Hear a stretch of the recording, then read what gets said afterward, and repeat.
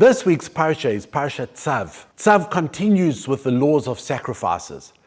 And the Torah tells us, Al kol korbancha takriv Melech. On all of your sacrifices, you are to bring salt. And we do a facsimile of that at our Shabbos table.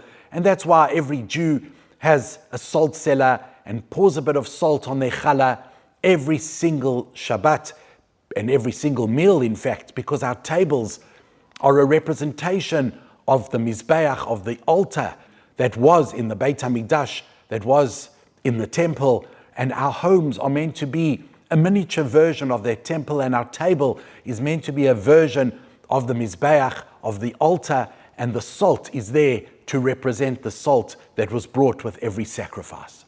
In this week's parasha, the Torah tells us that you're not allowed to bring any honey with the sacrifices. So let me ask you, on the one hand, we're encouraged to bring salt, and on the other hand, we are discouraged from bringing any honey. What is the reason for this? What relevance is there about these commandments in our lives? And the answer is that salt and honey are very different when it comes to adding them to food.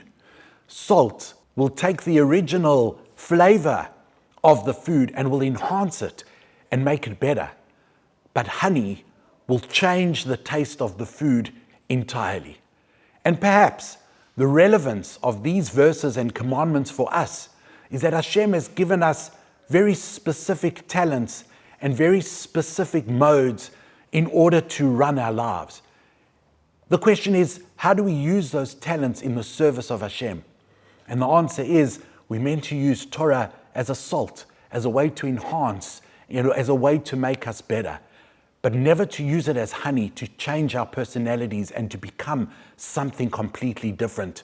The Torah is encouraging us to use what we have and learn how to enhance them, but not necessarily to change them into something else. Shabbat Shalom.